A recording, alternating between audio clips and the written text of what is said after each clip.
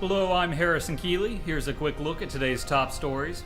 First of all, a top Volkswagen official says a union vote at the Chattanooga factory won't affect a decision on whether the plant adds production of another vehicle.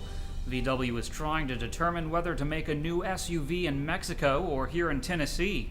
Bernd Osterloh, head of Volkswagen's Global Works Council, visited the plant yesterday and met with Governor Bill Haslam in Nashville.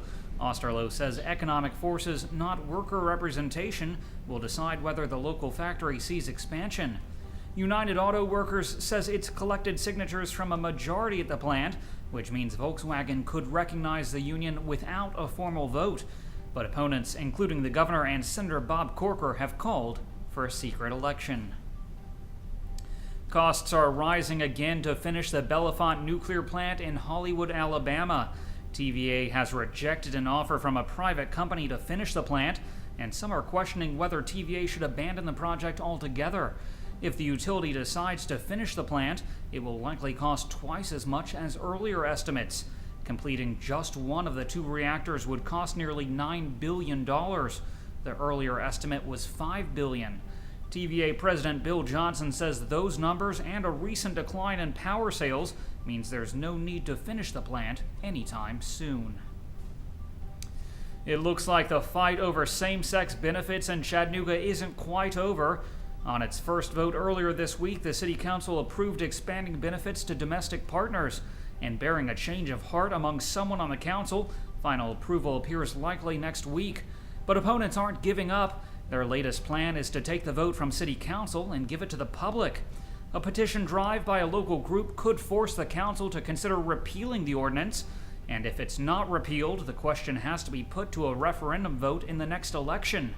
Mark West, president of the Chattanooga Tea Party, is leading the group.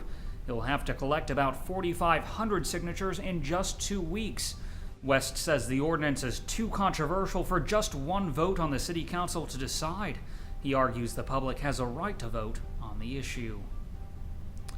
More than 400 TVA employees and contractors will likely lose their jobs as TVA says it's shutting down 8 more coal units in Alabama and Kentucky.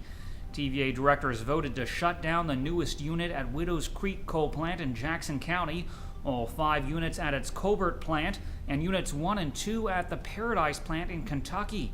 TVA says it plans to spend up to $1 billion to build a natural gas plant at the Paradise site. That's almost the same amount of money it would have had to spend for pollution controls on its coal plants. Environmentalists are praising the decision, however, calling it a historic part of a nationwide movement away from coal. A Chattanooga doctor has pleaded guilty to pain pill and tax evasion charges. Federal agents raided 2 pain management clinics run by Dr. Al-Amin last year and charged him with 105 counts, including drugs, money laundering, tax evasion, and weapons charges.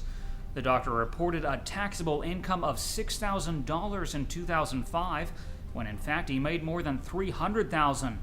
Authorities say the doctor prescribed pain pills to an undercover agent who posed as a truck driver with back pain, but the agent didn't have documents showing a medical need. The doctor is scheduled to be sentenced in March. An attorney says he may get less than a year in prison.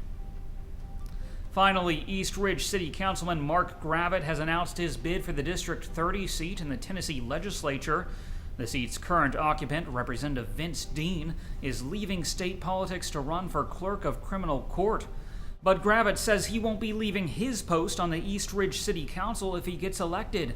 His council post is up for re-election in 2016. Until then, he plans to do both jobs.